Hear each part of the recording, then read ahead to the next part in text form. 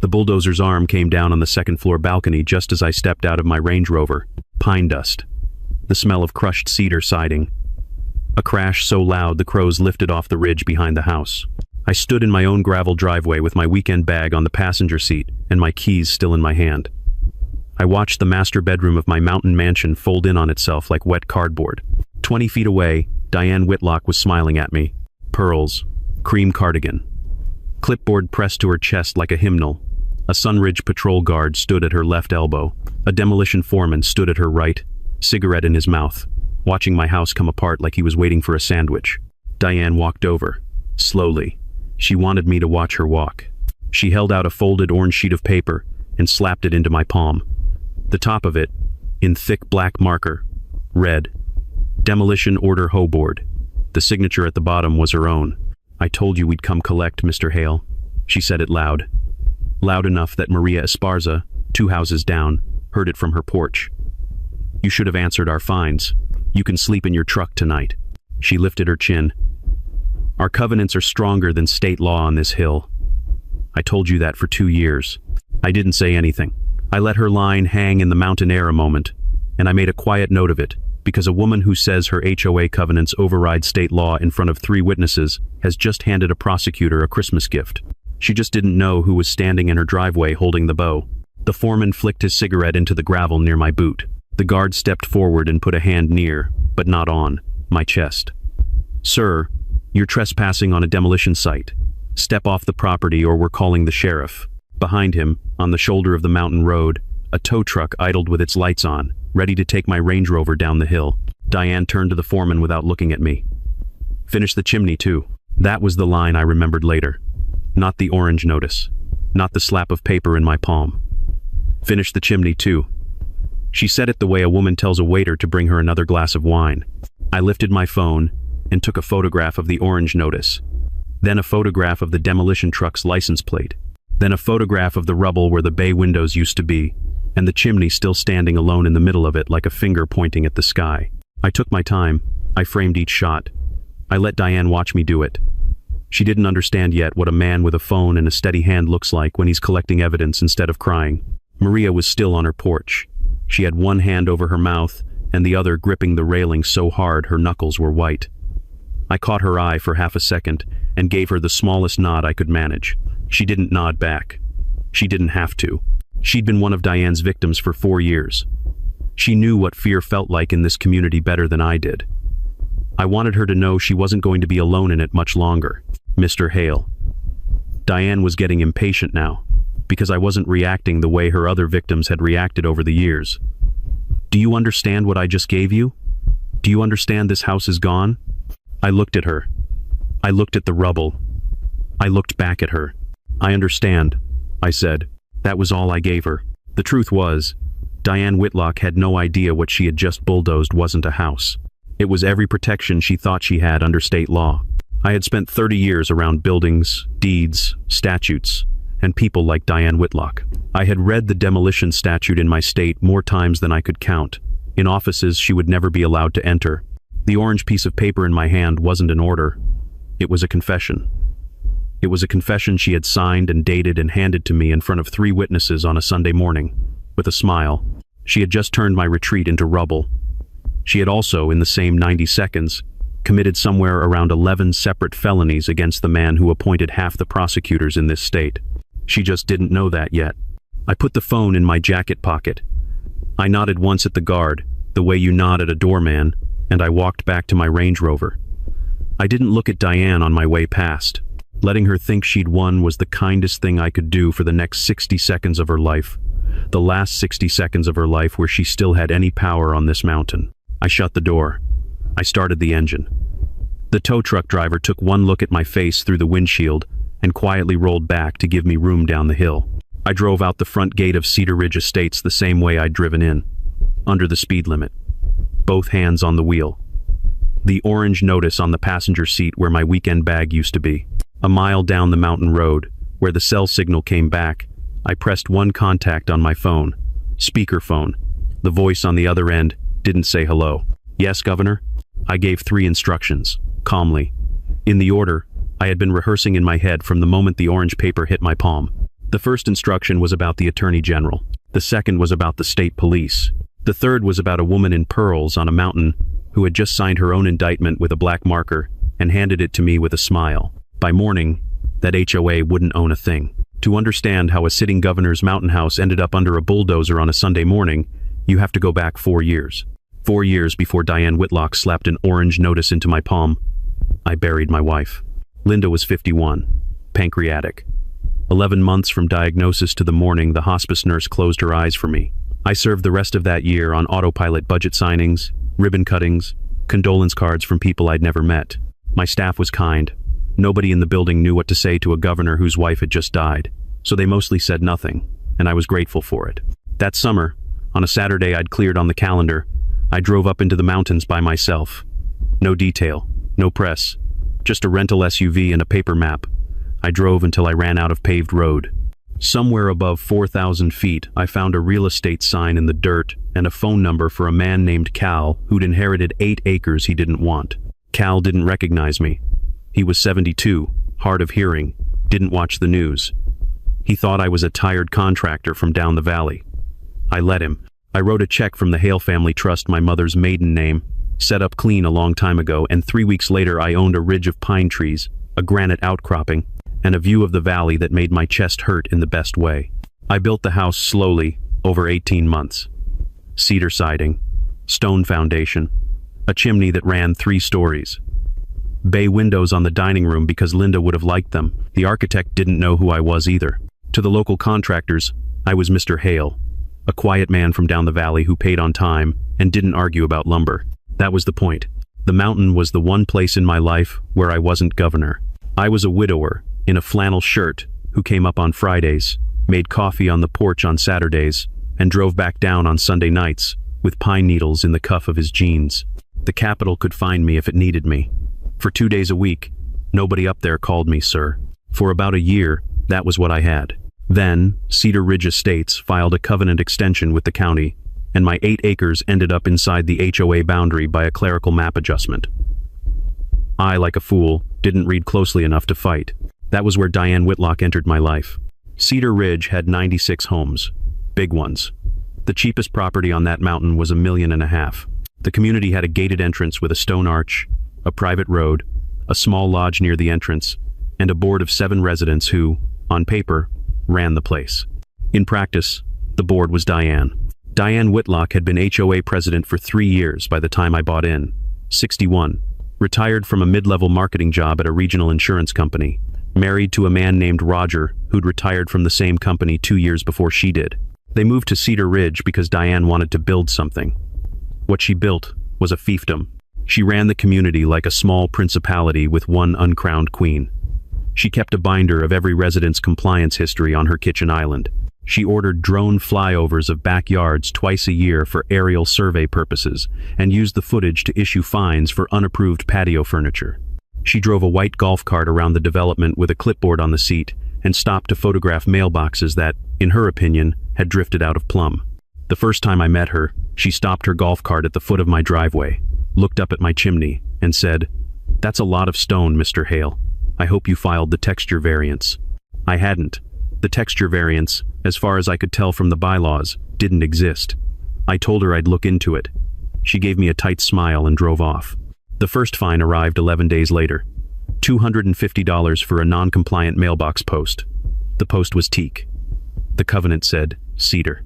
The covenant had been amended in the binder on Diane's kitchen island 3 weeks earlier, in a vote that I would later learn had 2 of the 7 board members marked present while they were actually on a cruise in the Bahamas. I paid the fine. 6 weeks later, $400 for a tree height variance on a ponderosa pine that had been on the property since the Eisenhower administration. I paid it. $1,200 3 months after that. For unauthorized exterior maintenance, I had restained the deck without filing a permit. Diane had invented sometime between the second fine and the third. I paid that one too. I want to be honest about why I paid. It wasn't because I couldn't afford to fight. It wasn't because I was afraid of her.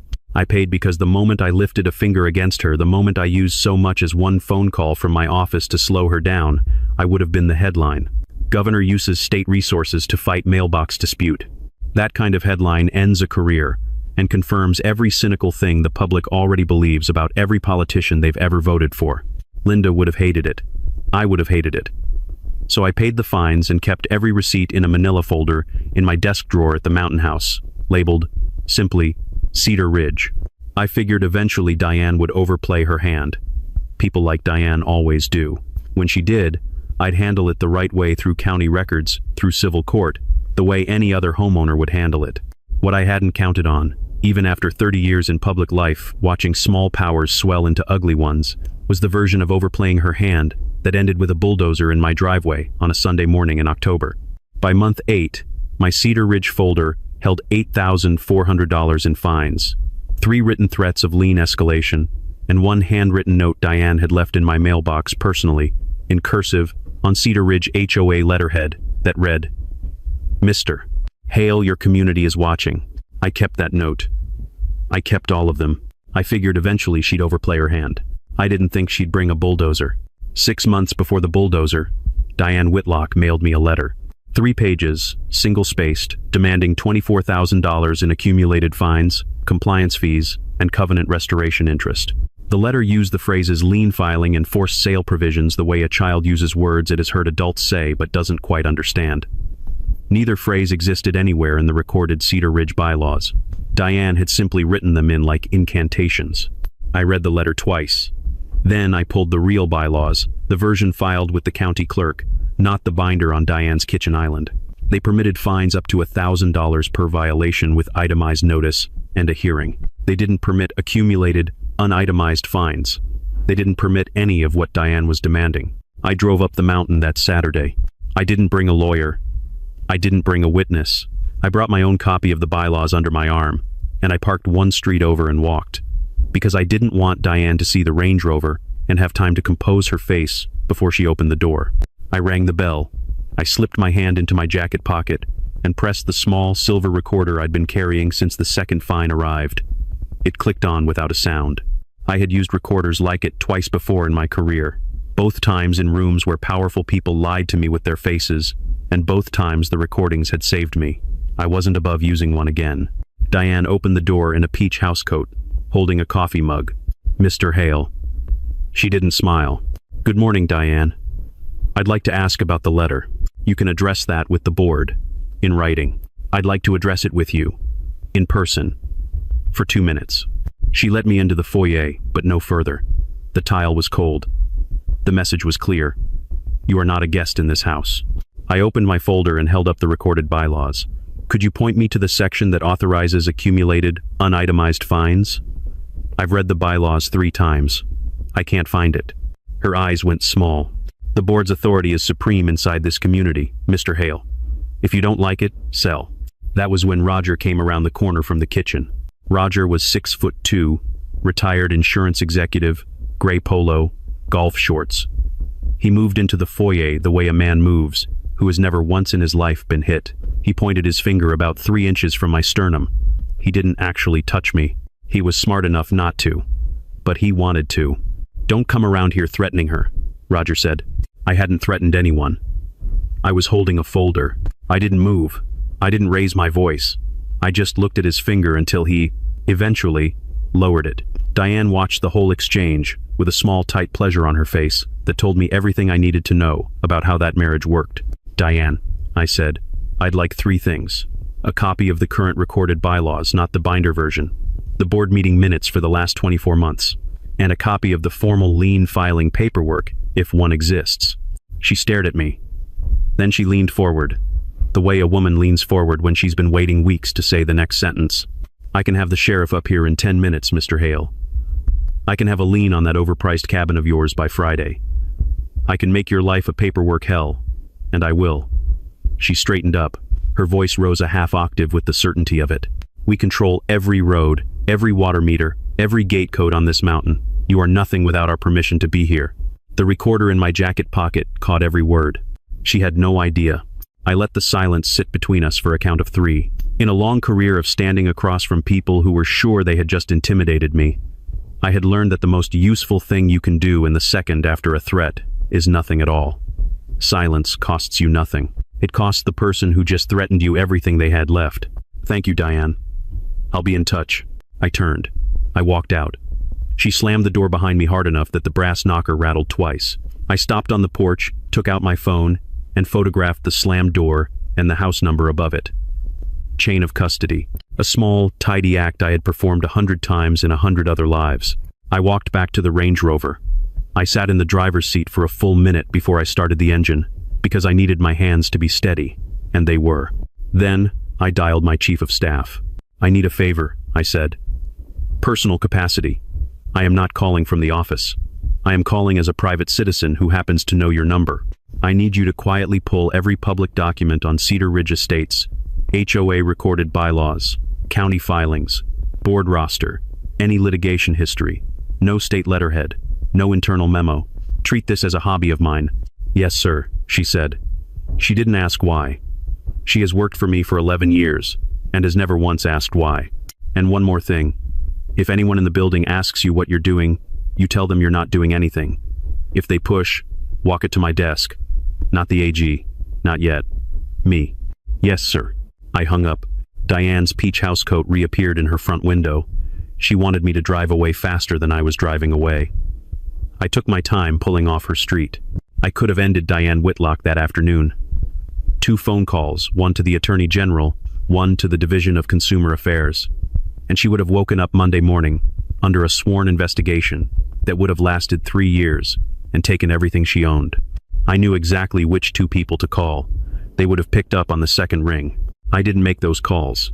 Using the governor's office to settle a $24,000 fine dispute would have ended me before it ended her. It would have been a perfectly legal use of power, and it would have been the wrong use of power. And the difference between those 2 things is the entire reason I had a career to risk in the first place. I wanted Diane to bring this on herself. I wanted her to walk all the way out onto the limb she was building, with her own hands, in her own time, in front of her own community. When the limb broke, I wanted her to be the one holding the saw. She was about to be. Diane thought she'd just scared me off her mountain. What she'd actually done was push this past civil. She'd just given me jurisdiction. For the next 8 weeks, I became a neighbor, not a governor. Not even Mr. Hale on a fine receipt. Just John, a quiet man, who turned up at the Cedar Ridge Lodge for the Saturday coffee social, who lingered at the gas station at the bottom of the mountain longer than he needed to, who held doors and asked people about their week and listened to the answer. It is amazing what people will tell a man who looks like he has nowhere else to be. I met Maria Esparza first, on a Sunday morning at the small farmers market the lodge hosted in October. She was 71, 4'11", widowed, and one of Cedar Ridge's original homeowners. Her husband had bought the lot in 1996, before Diane Whitlock had ever set foot on the mountain. Maria had buried him there and never thought about leaving. A magnolia tree. That was what started it. Diane had decided in a board meeting Maria wasn't invited to, that magnolias were non-conforming species under a covenant amendment nobody had voted on. The first fine was $800. By the time Maria hired a lawyer, accumulated fines had crossed $20,000. By the time the lawyer told her she'd lose more in court than she'd save, it was $36,000. To pay it, Maria placed a small lien against her own home through a private lender, a paperwork move that, on a fixed widow's income, terrified her every night for 2 years. She told me all of this in a folding chair behind the lodge, with a paper cup of coffee in her hand, and at one point she said, very quietly, "I am 80% sure I am going to die in fear of that woman, John." I didn't say anything for a long moment. Then I said, "You're not." She looked up at me. She didn't ask how I could promise that. I think she heard something in my voice she hadn't heard from anyone in 4 years, and she let it be enough for the afternoon. I met the Beckmans next, Tom and Cheryl, mid-30s, one toddler named Ellie, a basketball hoop in the driveway. Diane had fined them $11,000 over the hoop. The covenant did regulate permanent recreational structures, but the Beckmans' hoop was on wheels, and Diane had decided wheels were decorative misdirection. Their foreclosure paperwork was sitting on the kitchen counter the night I came over for dinner. Cheryl cried in the kitchen. Then I met Greg Tanaka. Greg was 68, retired civil engineer, lived alone, and had served exactly 1 term as Cedar Ridge HOA treasurer 4 years ago, until Diane arranged for him to be voted off the board after he asked, in writing, why 3 vendor invoices had no addresses and no tax IDs. Greg had not let it go. For 2 years he had been quietly building a file. He didn't tell anyone. He didn't sue. He didn't post on the neighborhood Facebook page. He just collected. public meeting minutes, bank statements from his treasurer year, notes on board votes he watched from the back row of the lodge. Every Cedar Ridge email he had ever received, archived in a labeled folder. He invited me to his kitchen on a Wednesday afternoon. He set a manila folder on the table between us. It was 8 inches thick. "I've been waiting for somebody to ask," Greg said. I opened the folder. The first 30 pages were meeting minutes. 3 of them showed Diane voting on her own fines. Fines levied against residents who had filed complaints against her personally.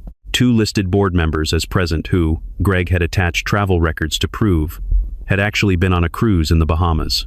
3 more were emergency resolutions passed, with only 2 of 7 board members voting, which the real bylaws explicitly forbade. The next 40 pages were bank statements. I read them slowly. Greg got up and made coffee while I read. I am not an accountant, but a man does not spend 2 decades signing state budgets without learning how to read a ledger. Cedar Ridge HOA had collected, over 3 years, approximately $1,400,000 in dues and fines, maintenance and operating expenses on the books, about $640,000, a line item called Whitlock Property Services LLC, vendor landscaping consulting, had been paid $260,000 across 31 separate transfers. I looked up at Greg. He set the coffee in front of me and said, simply, "It's her brother." "Where?" "2 counties over. Registered the LLC the same week Diane became president. No employees, no website, no equipment, no landscaping contracts on file with any county. He's a retired sound engineer. On paper, he has never landscaped anything in his life." I drank the coffee slowly. I let what I was looking at settle into the part of my brain that had spent 30 years recognizing patterns of fraud across legislative committees and audit reports, and quiet, ugly conversations in back rooms. This wasn't an HOA dispute anymore. This was embezzlement. Mail fraud. Diane's lien threats had crossed state lines through USPS. Conspiracy, because her brother had to know the LLC was a shell. If the Attorney General wanted to get aggressive, he could probably build a federal RICO case out of 3 years of vendor self-dealing, fabricated emergency resolutions, and threatening letters issued under color of an authority Diane did not actually possess. I closed the folder. I sat at Greg Tanaka's kitchen table looking at $750,000 in stolen community money and a manila folder thick enough to bury a woman in civil court. And for the first time in 8 months, I felt the calm I usually felt only on the floor of the legislature, the calm of a man who has finally been handed every piece of the chessboard. "Greg," I said, "I'd like 2 months. Don't go public. Don't antagonize her. Don't tell anyone we talked. Let me handle this through the proper channels. I'll send it through my attorney, anonymously, to the Attorney General's office. They will take it from there." "Why your attorney?" "Because I'd like the report to come from a private citizen, Greg. Not from anyone whose name might complicate the case." Greg studied my face. He was a smart man. He had been a smart man for 68 years. He didn't ask the question he was thinking. He just nodded. "All right, John." I drove down the mountain that night and called Marcus, the lawyer I have used for personal matters for 20 years. "Marcus, I want to build a complete civil and criminal file on a small mountain HOA. I am the client as a private citizen. I am not acting in my official capacity. When the file is ready, we send it to the AG through your firm letterhead, citizen referral. The AG's office can connect the dots if it wants to. I'd prefer it not have to." "Understood, Jonathan." I paid him a retainer that night out of my personal checking account, $15,000. He started building the file the next morning. I had a folder thick enough to bury her in civil court. I had a criminal referral that could route, cleanly and anonymously, through a private attorney to the state attorney general within 30 days. I had a plan that would never put my name on any of it. Then, on a Sunday morning in October, my phone rang. It was Greg. He said one sentence. "John, there's a bulldozer at your house. I think they're going to demolish it." The leak was small, the way leaks always are. Somebody at the lodge mentioned, in the casual way mountain neighbors mention anything, that John had been asking about HOA records. I don't know who said it. I don't think they meant any harm. Word reached Diane Whitlock inside 48 hours. I learned most of what happened next from the AG's investigation file and from Roger's eventual cooperation agreement. The shape of it was this.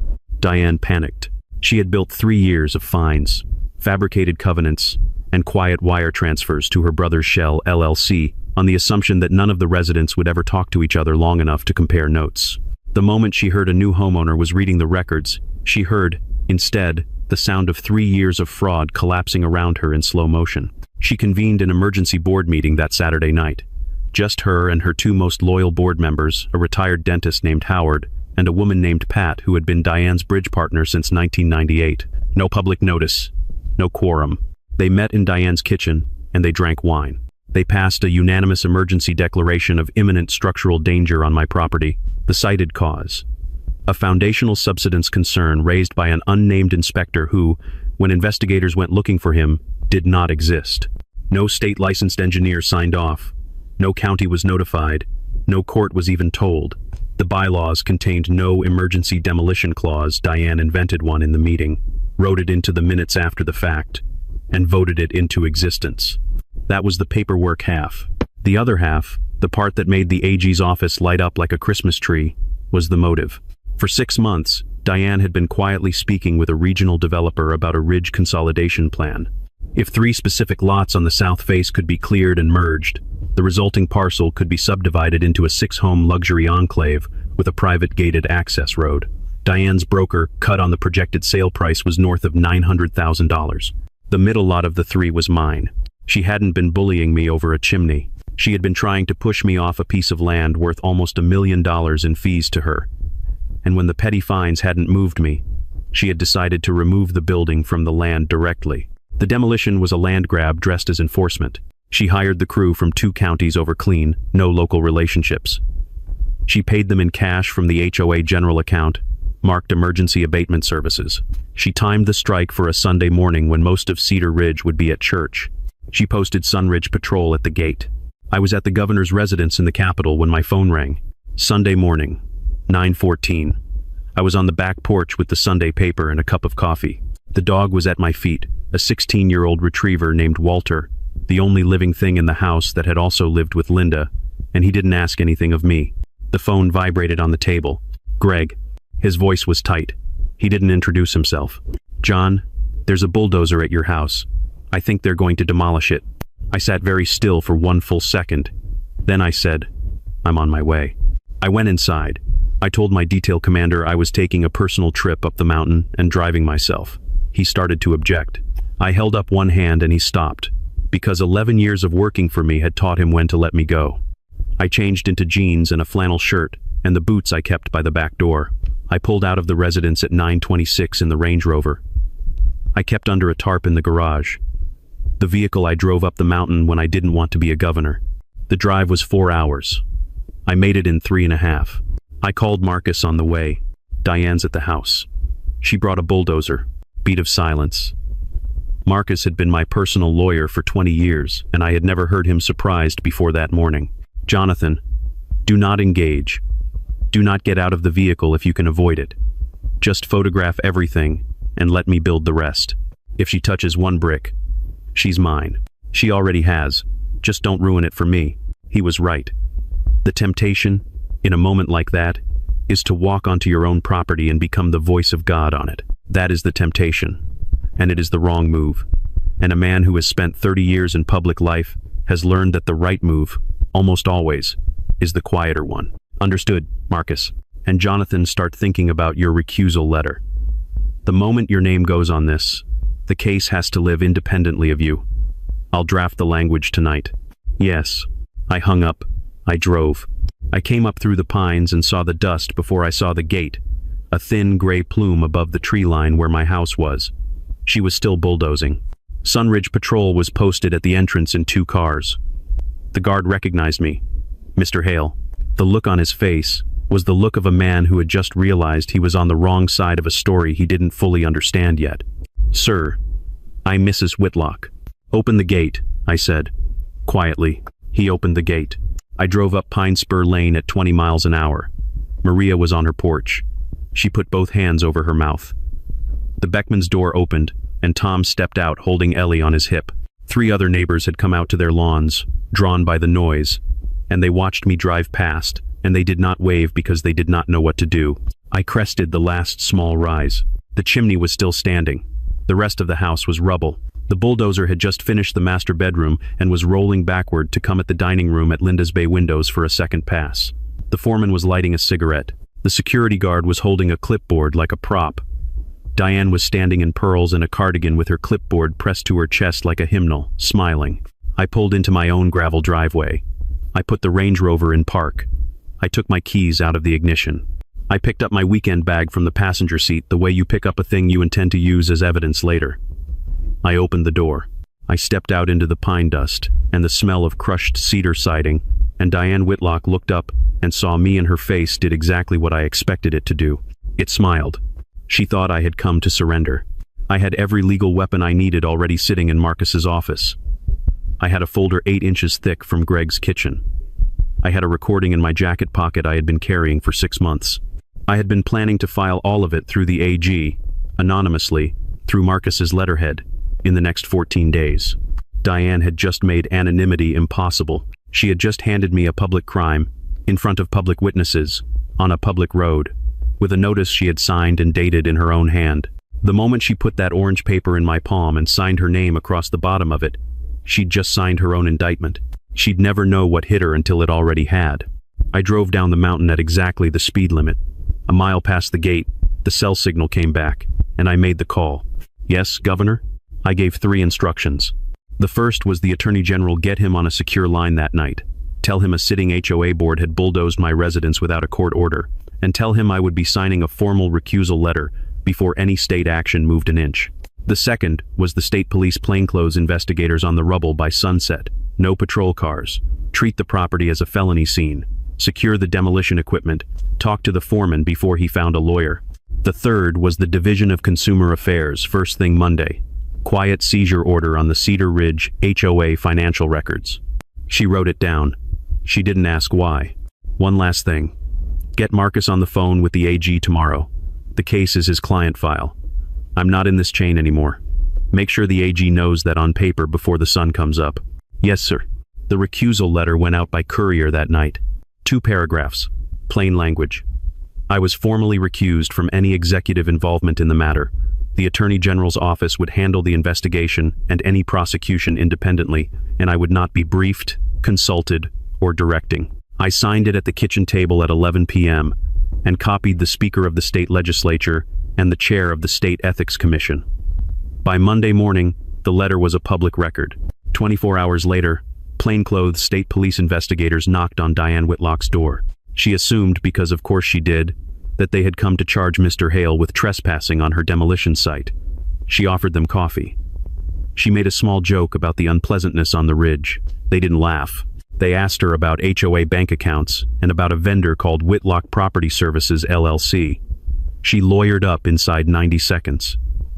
Roger panicked in the kitchen and started talking before her attorney arrived, which was the first of several decisions Roger would come to regret. The story broke on local television Tuesday morning. Mountain Mansion, demolished in Homeowners Association dispute. Diane gave a porch interview to the reporter who turned up. She was still in pearls. She was still smiling. This is what happens when residents refuse to respect community standards, she said into the camera. She named Mr. John Hale by name 3 separate times, on the record. By Tuesday night, Maria Esparza had called the station. So had the Beckmans. So had Greg Tanaka. By Wednesday morning, the same station ran a follow-up segment called Pattern of HOA Abuse at Cedar Ridge, and by Wednesday afternoon, 6 more Cedar Ridge homeowners had come forward with their own fine histories on camera. Diane was no longer telling the story. The story was telling her. A smaller woman would have retreated. Diane was not a smaller woman. She doubled down. Wednesday night, she emailed every Cedar Ridge homeowner, all 96 of them, and called an emergency community meeting at the lodge for Thursday at 7 p.m. The subject line read, "Urgent to protect our community from a delinquent owner." In the body, she announced she would be calling a formal community vote to permanently ban Mr. John Hale from Cedar Ridge Estates. She had counted the votes on her board for 3 years. She believed she would win. I forwarded the email to Marcus without comment. He called me back inside 10 minutes. "This is the room," he said. "I know. Not a courtroom. Not a press conference. The lodge. The neighbors she bullied. The night she's at maximum public confidence. You walk in alone, Jonathan. No state vehicle within a mile. You're a homeowner when you walk in. The state apparatus follows you in, after you speak." Yes. Marcus coordinated the rest. He spoke directly with the AG's senior investigator, with the state police captain assigned to the property, and with the consumer affairs director who had spent 48 hours pulling the HOA's books. Warrants were signed Thursday afternoon. The captain, the investigator, and the director would be in the lodge audience Thursday night in plain clothes, sitting separately. 3 local reporters were quietly invited. None of them were told why. I would walk in alone. I would sit in the 3rd row. I would let Diane gavel her meeting to order. I would let her give her speech. I would let her call her vote. I would let her ride her own confidence as far as she wanted to ride it, in front of every neighbor she had ever found. When she was at the very top of it, I would stand up. Thursday night came. I parked the Range Rover 3 streets over from the lodge and walked the rest of the way, the same way I had walked to Diane's door 6 months earlier. Flannel shirt, jeans, no detail. The recorder in my jacket pocket, the orange notice from Sunday morning folded once and tucked inside the breast pocket of my jacket. The lodge was packed. Every seat. Maria in the 2nd row with Greg beside her. The Beckmans 3 rows behind her. The 3 reporters spread around the room with notebooks out, looking like they didn't know each other. Diane was already at the podium. Pearls, cream cardigan, gavel in her right hand, Roger at her left elbow, Howard and Pat in chairs behind her. She looked out over the room and counted her audience the way a general counts a battalion before a parade. She saw me come in. She saw the flannel shirt and the jeans. She saw me sit down quietly in the 3rd row. She smiled small, satisfied. He's come to surrender. She lifted the gavel and brought it down on the podium. She had no idea the gavel she was holding was the last instrument of authority she would ever wield. Diane gavelled the meeting to order with the satisfaction of a woman who had been rehearsing the speech in her head for 3 days. She began by thanking the community for attending on short notice. She thanked her board. She thanked Roger. She held up a glossy photograph of my demolished house and said, into the microphone, "Tonight, this community will formally protect itself from a delinquent owner who has shown contempt for our covenants for the past 2 years." She listed the fines. She listed the warnings. She held up the photograph again of my chimney standing alone in the rubble, and she said, with the small, tight pleasure I had first seen in her foyer 6 months earlier, "This is what we do for the people who refuse to live by our rules." A few residents shifted in their seats. Most just watched. She finished her speech and lifted her gavel to call the formal vote. I stood up. "Diane, before you call that vote, may I say something?" She looked at me from the podium with the smile of a queen indulging a peasant. She gestured generously toward the microphone, with the gavel still in her hand. "Of course, Mr. Hale. The floor is yours. Defend yourself." I walked up the aisle. I didn't take the microphone from her. I stood beside the podium, hands at my sides, and I pulled a single folded sheet of paper from my back pocket. "This is the state statute on private demolitions," I said. I didn't read it. I summarized it in 3 lines. "Before you bulldoze a private home in this state, you need a court order. You need a licensed inspector's sealed report. You need an itemized written notice with a hearing." Diane had none of them. She skipped all 3 on a Sunday morning in October, with a smile. Diane laughed. It came out brittle. "And who exactly are you to lecture this board on state law, Mr. Hale?" I looked at her. "I'm Jonathan Hale, Governor Jonathan Hale. And you just demolished my home." The lodge went silent the way a room goes silent when a chandelier has just fallen, but nobody has moved yet. 3 seconds.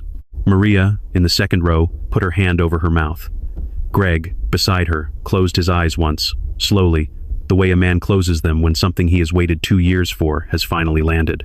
The reporter in the back row dropped his pen and didn't bend to pick it up. Roger grabbed Diane's elbow. She swatted him away without looking. Her face had gone the color of paper. Her mouth opened and closed once. But the notice the board voted. At the back of the lodge, 3 people stood up. The first was a man in a gray suit who had been sitting alone near the door. State police captain. He didn't draw a weapon. He didn't raise his voice. He simply stood, and somehow the room understood what standing meant. The second was a woman who had been seated 3 rows behind Maria, AG senior investigator. She lifted a leather folder from her lap and held it loosely at her side. The third was a tall man in a windbreaker who had been seated near the side wall, director of the Division of Consumer Affairs. He had a phone in his hand, and he was already dialing. The lodge doors opened. 2 uniformed state police troopers came in, paused by the door, and waited. Diane stared at them. She stared at the captain. She stared at me. She started to say something, and stopped. Marcus, from the third row where I had been sitting a minute earlier, raised his hand to the lodge AV operator, a Cedar Ridge homeowner who, by quiet prearrangement that afternoon, knew exactly what cue to wait for. The AV operator hit play. Through the speakers Diane Whitlock had personally installed in this lodge for her own board meetings, Diane Whitlock's own voice filled the room. "We control every road, every water meter, every gate code on this mountain. You are nothing without our permission to be here." A small, ugly sound moved through the audience. Not a gasp, something quieter. The sound of 45 people simultaneously realizing they had been afraid of someone they didn't have to be afraid of. The AG investigator opened her folder. She held up the first page, a single sheet of bank statement, highlighted at one line. Cedar Ridge HOA General Account. $260,000 in 31 transfers to Whitlock Property Services LLC over the past 3 years. Registered to your brother. No employees. No equipment. No landscaping contracts on file with any county in this state. Diane's lawyer, who, until that moment, had been seated beside her, taking quiet notes, set down his pen and quietly stood up and stepped 2 paces to the side. A small thing. A professional thing. Every lawyer in the room understood what it meant. Diane did not, yet. Maria was crying. Not loudly. Just the steady, exhausted crying of a 71-year-old widow who had spent 4 years being afraid of a woman in pearls. Maria stood up. So did Greg. So did Tom Beckman. They did not say anything. They just stood. 3 people in a room of 96, on their feet, looking at Diane. By the third row, a 4th person was standing, then a 5th. By the time I lifted the orange notice from my jacket, 11 Cedar Ridge homeowners were on their feet. I unfolded the orange paper. I held it up so the room could see it. I held it up so the reporters could photograph it. "This piece of paper," I said quietly, "is what Diane Whitlock handed me in my driveway on a Sunday morning 4 days ago. This is not a legal demolition order. No court issued it, because no court ever would. This is a signed, dated, witnessed admission of felony destruction of property." She signed it. The contractor filmed her signing it. Her name is at the bottom, Diane Whitlock. Diane sat down.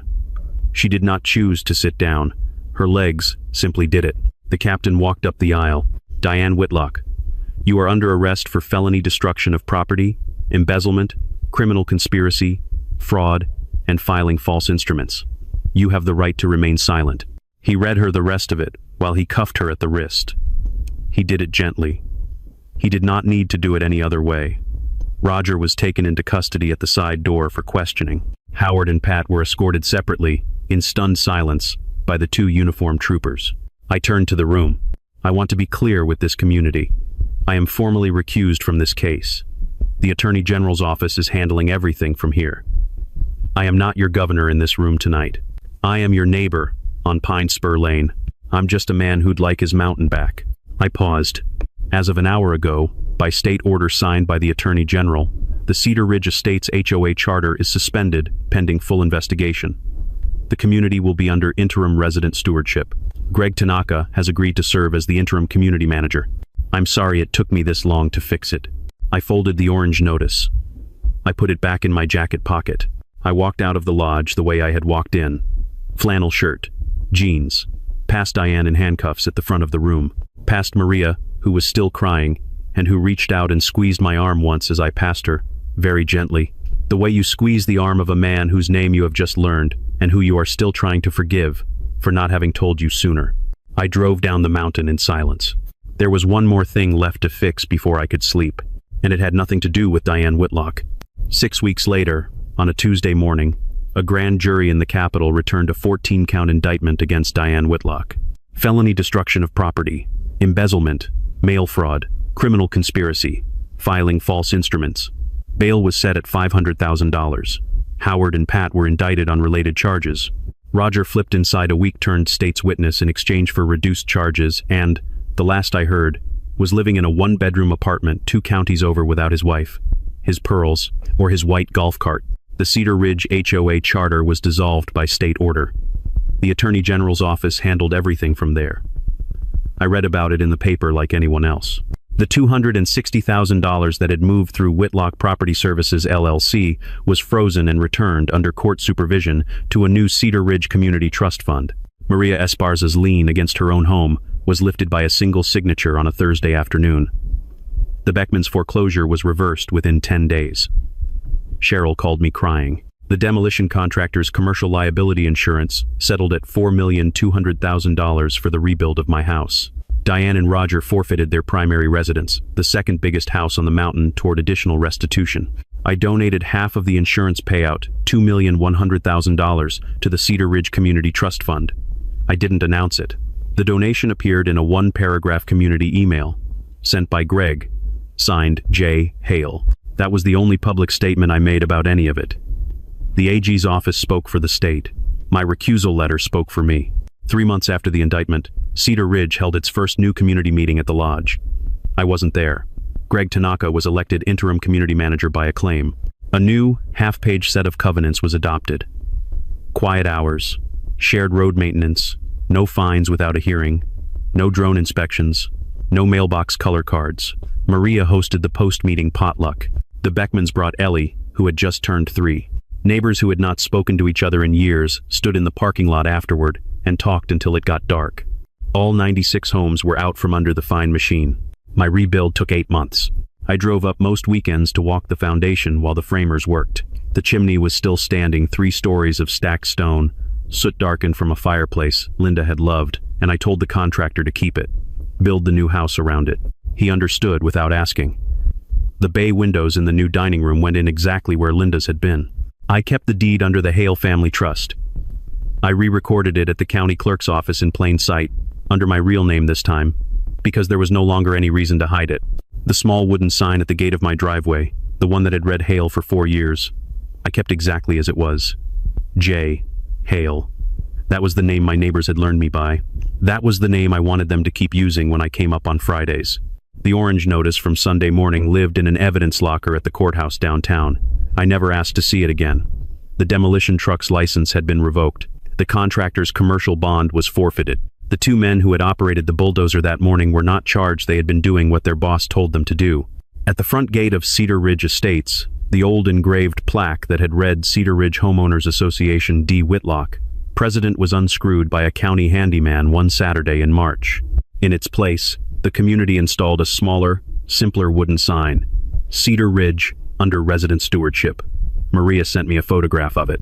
I keep it on my phone. On my last weekend at the mountain before driving back to the Capitol for the spring legislative session, I sat on the foundation stones of my new house at sunset. Walter was at my feet. He was 17 now, almost blind in one eye, and he slept most of the day. But he had insisted, the way old dogs insist, on coming up the mountain with me that weekend. The pines moved in the wind the way they always had. The chimney stood behind me, the same chimney Diane Whitlock had ordered, finished 6 months before. Finish the chimney too, the last instruction she would ever give on this mountain. My phone rang. Chief of Staff. Sir, the press is asking for a Cedar Ridge comment for the anniversary segment. Tell them the AG's office speaks for the state. I'm just a homeowner up here. I hung up. A neighbor walked past on the road below, a man new to the community, walking a golden retriever in the last light. He saw me on the foundation stones and lifted his hand. I lifted mine back. The mountain was quiet again. Some folks think justice means hammers and headlines. Up on this mountain, it was quieter than that. It was the sound of a community, remembering it was a community. And it was the sound of a man finally getting his weekend back.